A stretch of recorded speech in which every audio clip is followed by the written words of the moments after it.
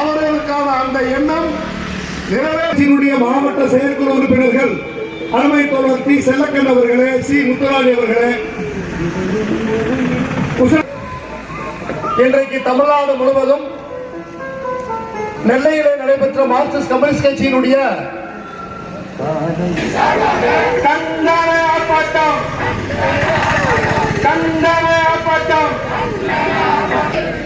அனுமதியோ அனுமதியோ பாதுகாட்டில் பாதுகாட்டிலே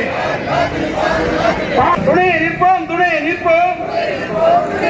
ஜாதி மறுப்பு தம்பல் இருக்கு, ஜாதி மறுப்பு தம்பல் இருக்கு.